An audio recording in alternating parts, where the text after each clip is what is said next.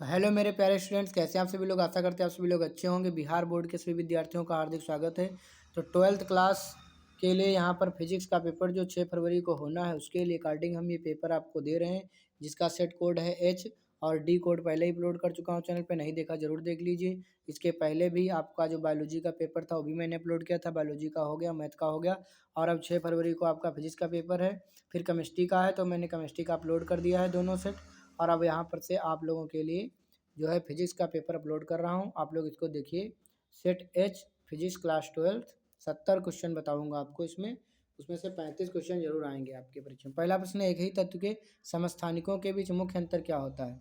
तो उसमें क्या होता है, न्यूट्रॉनों की संख्या में डिफरेंस देखने को मिलता है, क्योंकि समस्थानिक में क्या होता है, परमाणु क्रमांक समान तथा परमाणु भार अलग अलग। तो यहाँ पर देखो ये सेम रहेगा, इसमें से इसको घटाएंगे, मतलब एक में से एक घटे 0, ये 2 में से एक गया, यानी यहाँ पे एक भी न्यूट्रॉन नहीं था, यहाँ पे एक न्यूट्रॉन, तो न्यूट्रॉन में डिफरेंस देखने को मिलेगा। दूसरा क्वेश्चन, निम्नलिखित में से कौन सा रेडियोधर्मी क्षय का प्रकार नहीं है। तो म्यूआन क्षय रेडियोधर्मी क्षय नहीं माना जाता। रेडियोधर्मी क्षय में अल्फा बीटा और गामा क्षय होता है।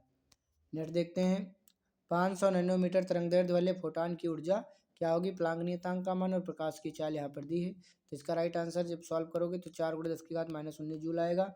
हाइड्रोजन स्पेक्ट्रम की कौन सी श्रेणी दृश्य भाग में पड़ती है। तो ये बामर श्रेणी जो है दृश्य भाग में पड़ती है। अगला देखते हैं, निम्नलिखित में से कौन आवेश रहित कण है। आवेश रहित कण कौन सा है, प्रोटॉन। आवेश रहित कौन सा है, प्रोटॉन। प्रोटॉन आवेश रहित कण है। क्यों, क्योंकि इस पर क्या होगा, प्रोटॉन नहीं होना चाहिए। 1 मिनट। अल्फा कण पर क्या होता है, 2 इकाई धनावेश होता है। बीटा कण पर क्या होता है, 1 बीटा कण पर होता है नेगेटिव चार्ज। ठीक। फोटान फोटान ले सकते हैं, क्योंकि प्रोटॉन पे तो होता है प्लस का 1 इकाई धनावेश। ठीक। चलो इस क्वेश्चन को मैं छोड़ रहा हूँ, आप लोग इसको देख लेना नेट पर। अगला देखते हैं क्वेश्चन नंबर 6, एक्स किरणें क्या हैं।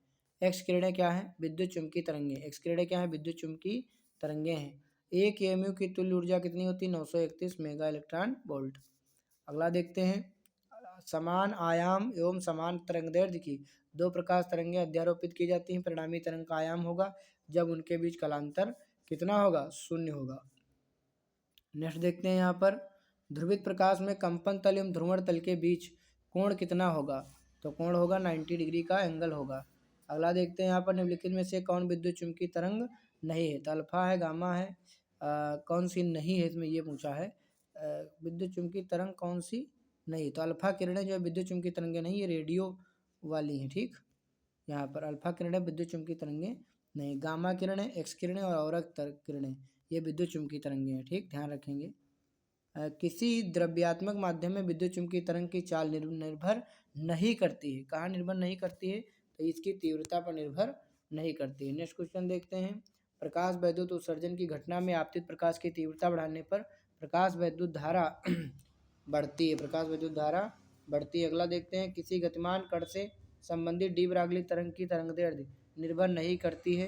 तो ये भाई वेग पर निर्भर नहीं करती है। अगला देखते हैं, फोटॉन के गतिज ऊर्जा का सूत्र क्या है। तो ये होगा h/c। अगला देखते हैं, 2 समान धनावेशित बिंदु आवेश जिसमें प्रत्येक पर 1 माइक्रोकूलम आवेश है को 1 मीटर की दूरी पर वायु में रखा जाता है। निकाय की वैद्युत स्थितिज ऊर्जा क्या होगी। तो 9×10⁻³ जूल आएगा जब सॉल्व करोगे। निम्नलिखित में से धारिता का मात्रक कौन सा होता है। धारिता एक है ना, ये होगा C/Q/V, कूलाम/वोल्ट। कूलाम/वोल्ट इसका राइट आंसर हो जाएगा। नेक्स्ट देखते हैं, किसी संधारित्र की धारिता निर्भर नहीं करती है। तो प्लेटों के आवेश पर निर्भर नहीं करती। धारिता क्या होता है, A/0/d ये होता है। तो इसमें कहीं भी प्लेटों का आवेश नहीं दिया गया है। किसी आवेशित चालक के बाहरी सतह पर विद्युत क्षेत्र क्या होगा, सतह के लंबवत होगा। क्या होगा, सतह के लंबवत। किसी चालक को बाहरी विद्युत क्षेत्र में रखा जाए तो चालक के अंदर का क्षेत्र क्या होगा। तो इसका हो जाएगा 0 हो जाएगा। अगला देखते हैं, विपरीत चिन्ह के 2 बिंदु आवेशों के लिए कौन सा कथन सही है। इससे ऊर्जा हमेशा ऋणात्मक होगी। अगला देखते हैं, गॉस का नियम कहता है कि बंद सतह से गुजरने वाला विद्युत फ्लक्स कितना होगा, संलग्न आवेश के समानुपाती होगा। अगला देखते हैं, जब सिलिकॉन में बोरान को अशुद्धि के रूप में मिलाया जाता है तो परिणामी पदार्थ होता है। परिणामी पदार्थ क्या होता है, P प्रकार का अर्धचालक। अगला देखते हैं, N प्रकार के अर्धचालक में अल्पसंख्यक आवेश वाहक होते हैं। तो इसका होगा होल। होल माने कोटर।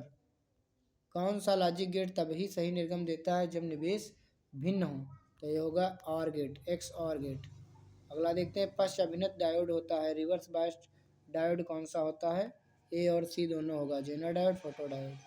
नैंड गेट के बूलियन व्यंजक क्या प्राप्त होगा? ए डॉट बी का बार बराबर वाई, मतलब नाट इसको बोलते हैं। फाइबर ऑप्टिकल संचार में किस प्रकार की तरंगों का प्रयोग किया जाता है? विद्युत चुम्बकीय तरंगों का प्रयोग किया जाता है। टीवी प्रसारण के लिए निम्नलिखित में से किस आवृत्ति का प्रयास उपयोग होता है? तो इसके लिए होगा 30 से 300 मेगाहर्ट्ज। अगला देखते हैं, किसी प्रत्यावर्ती धारा का शिखर मान 10 एम्पियर है तो वर्ग माध्य मूल मान कितना होगा? शिखर मान दिया है, वर्ग माध्य मूल मान IRMS पूछा है तो I0/√2 होगा, और जब 10 को भाग किया जाएगा 1.414 से 0.0 हटा के 0 बढ़ा के तो 7.07 इसका राइट आंसर आने वाला है। शुद्ध विद्युत प्रेरक परिपथ में शक्ति गुणांक का मान कितना होता है? 0 होता है। अगला देखते हैं, केवल धारिता युक्त प्रत्यावर्ती धारा वोल्टता के बीच कलांतर कितना होगा? 90 डिग्री यहाँ पे होगा। अगला देखते हैं, अनुनाद की स्थिति में LC परिपथ की आवृत्ति कितनी होगी? 1/2π√1/LC। एक उच्चाई ट्रांसफार्मर की द्वितीय कुंडली में धारा का मान प्राथमिक कुंडली की तुलना में कितना होता है? तो कम होता है। नेक्स्ट देखते हैं, उत्तल दर्पण से प्रतिबिंब सदैव बनता है, तो उत्तल दर्पण से प्रतिबिंब सदैव बनता है ध्रुव तथा फोकस के बीच। यदि किसी माध्यम से निर्वात में संपूर्ण आंतरिक परावर्तन के लिए क्रांतिक कोण 30 अंश हो तो माध्यम में प्रकाश का वेग कितना होगा? तो ये हो जाएगा 1.5 × 10⁸ मीटर पर सेकंड। किलोवाट घंटा किसका मात्रक होता है? ऊर्जा का। 1 किलोवाट घंटे में होता है 3.6 10⁶ जूल।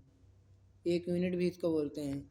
कौन सा नियम ऊर्जा संरक्षण के सिद्धांत पर? लेंज का नियम ऊर्जा संरक्षण के सिद्धांत पर कार्य करता है। जब किसी एमीटर को शंट से किया जाता है तो इसकी माप क्या हो जाती है? तो इसकी माप बढ़ जाती है। चुंबकशीलता का विमीय सूत्र पूछा गया है, यही होगा ml T⁻² A⁻²। म्यू0 ε0 इसका मात्रक क्या होगा? तो इसका हो जाएगा 1 मिनट, म्यू0 तो इसका होगा N/कूलम। कहीं कहीं नेट पर ओम भी दिखा रहा है, लेकिन हमें ये वाला लग रहा है। आप लोग इसको चेक कर लेना फैक्ट को, 40 नंबर क्वेश्चन को। यदि किसी चल कुंडली गैल्वेनोमीटर में फेरों की संख्या बढ़ा दी जाए तो इसकी सुग्राहिता क्या हो जाएगी? तो इसकी सुग्राहिता हो जाएगी, बढ़ जाएगी, सेंसिटिविटी इसकी इंक्रीज हो जाएगी। उदासीन बिंदुओं पर क्या होगा? उदासीन बिंदुओं पर क्या होगा? तो चुंबकीय क्षेत्र 0 हो जाएगा। लौह चुंबकीय पदार्थ के लिए आपेक्षिक चुंबकशीलता का मान कितना होगा? तो ये ग्रेटर देन होगा 1। R1 R2 R3 प्रतिरोधों को श्रेणी क्रम में जोड़ने पर प्रतिरोध में प्रवाहित धारा, प्रत्येक प्रतिरोध में प्रवाहित धारा क्या होगी? समान। श्रेणी क्रम में क्या होता है? धारा का मान समान, और समांतर क्रम में, पैरेलल क्रम में विभवांतर का मान समान। धारा घनत्व की इकाई है एम्पियर प्रति वर्ग मीटर। धारा घनत्व J = I/A होता है। एम्पियर इसका होगा एम्पियर, इसका मीटर स्क्वायर क्षेत्रफल का। यदि किसी चालक की लंबाई दुगुना कर दी जाए तो उसके ऊपर लगाई गई विभवांतर को स्थिर रखा जाए तो इलेक्ट्रॉनों का अपवाह वेग क्या होगा? आधा हो जाएगा। नेक्स्ट देखते हैं, धारा वहन करने वाले प्रणालिका के अंदर चुंबकीय क्षेत्र की दिशा होती है तो योगी अक्ष के समांतर। निम्नलिखित में से कौन सा उपकरण विद्युत चुंबकीय प्रेरण के सिद्धांत पर आधारित है? विद्युत जनरेटर। एक प्रणालिका का स्वप्रेरकत्व निर्भर करता है तो योगा प्रतिकांक लंबाई में फेरों की संख्या पर। दो आवेशों के बीच की दूरी आधी कर दी जाए तथा एक आवेश को भी आधा कर दिया जाए, दोनों के बीच लगने वाला बल पहले की अपेक्षा कितना हो जाएगा? दुगना हो जाएगा। कितना हो जाएगा? दुगना। एक इलेक्ट्रॉन को विभवांतर B के अधीन विराम से त्वरित करने पर इसकी चाल कितनी होगी? तो हो जाएगी √B के समानुपाती। इलेक्ट्रॉन का विशिष्ट आवेश कितना होता है? वैसे तो इलेक्ट्रॉन पर -1.6 × 10⁻⁻19 कूलम होता है, लेकिन यहाँ पर विशिष्ट आवेश पूछा है तो इसका ये हो जाएगा। संधारित्र के समांतर समायोजन में प्रत्येक संधारित्र के लिए कौन सी राशि समान रहती है? तो जब इसको जोड़ोगे तो इसका विभवांतर समान रहता है। समांतर क्रम में जोड़ोगे तो विभवांतर यहाँ पर समान रहेगा। वाय में दो धनावेशों के बीच परावैद्युत पदार्थ रख देने पर इनके बीच प्रतिकर्षण बल का मान क्या होगा? घट जाएगा, डिक्रीज हो जाएगा। 0.2 माइक्रोकूलम के दो बराबर तथा विपरीत आवेशों के बीच की दूरी 3 सेंटीमीटर। इनका वैद्युत द्विध्रुव आघूर्ण कितना होगा? तो इसका होगा 6 × 10⁻⁸ कूलम मीटर। एक बंद पृष्ठ के भीतर n वैद्युत द्विध्रुव स्थित हैं। बंद पृष्ठ से निर्गत कुल वैद्युत फ्लक्स का मान कितना होगा? 0 होगा। यदि एक समान फोकस दूरी अपसारी लेंस तथा दूसरे के संपर्क रखे हों तब संयोग की फोकस दूरी कितनी होगी? F/2 होगी। एक उत्तल लेंस की क्षमता 2 डायोप्टर, इसकी फोकस दूरी कितनी होगी? तो इसकी होगी 50 सेंटीमीटर। कैसे? फार्मूला क्या होगा फोकस दूरी का? 100 बटे और क्षमता 2 से काटोगे 50 सेंटीमीटर आ जाएगा। कौन सा रंगीन विपथन को कम करने के लेंस उपयोग में किया जाता है? आवर्धक संयोग जो कलर को दूर करेगा। उत्तल लेंस क्यों किसी द्रव में डुबाया जाता है जिसका अपवर्तनांक लेंस के पदार्थ के अपवर्तनांक के बराबर होता है? तो इसकी फोकस दूरी कितनी होगी? अनंत हो जाएगी फोकस दूरी। साबुन के बुलबुले रंगीन दिखाई देते हैं किसके कारण? तो व्यतिकरण के कारण, इंटरफेरेंस के कारण। निम्नलिखित में से किसे ध्रुवीकृत नहीं किया जा सकता है? पोलराइजेशन किसका नहीं होगा? ध्वनि तरंगों का पोलराइजेशन नहीं किया जा सकता। एक व्यक्ति +2 डायोप्टर क्षमता का लेंस, उसका दृष्टि दोष क्या होगा? प्लस है, उत्तल होगा। उत्तल माने दूर दृष्टि दोष यहाँ पर आएगा। नेक्स्ट देखते हैं। 100 माइक्रोफैरड धारिता वाले संधारित्र को 100 वोल्ट तक आवेशित करने पर संचित ऊर्जा होगी हाफ CB²। सी का मान यहाँ पे रखोगे 100 माइक्रोफैरड और B² 100 फिर 100 और यहाँ पर 100 माइक्रो है तो 10 की घात -6 से गुणा भी होगी। तो 2 2 4 2 6 0 से 6 0 कट गए तो बचा तो 1/2। 1/2 का मतलब होगा 0.5 जूल। ठीक, नेक्स्ट देखते हैं यहाँ पर निम्नलिखित में से किसका मात्रक वोल्ट बटे मीटर है? वोल्ट बटे मीटर होगा विद्युत क्षेत्र का मात्रक। क्यों? विद्युत क्षेत्र होता है dB/dr। एक फार्मूला वही वोल्ट बटे मीटर इसका हो जाएगा। और एक होता है F/Q यानी न्यूटन बटे कूलाम भी। विद्युत चालन में चालक से मुक्त इलेक्ट्रॉनों का वहन वेग एवं चालक के सिरों के बीच लगे विभवांतर के बीच संबंध कितना होगा? ये होगा V के अनुपाती, समानुपाती, प्रोपोर्शनल, डायरेक्टली प्रोपोर्शनल V। एक चालक की वोल्टता भी धारा I के बीच ग्राफ एक सरल रेखा है YH जो कि I को प्रदर्शित करता है। एक x अक्ष YH ये धारा को प्रदर्शित करता है, ये विभव को प्रदर्शित करता है। तो चालक का प्रतिरोध जो बनेगा वो क्या होगा, इसमें ये पूछा जा रहा है।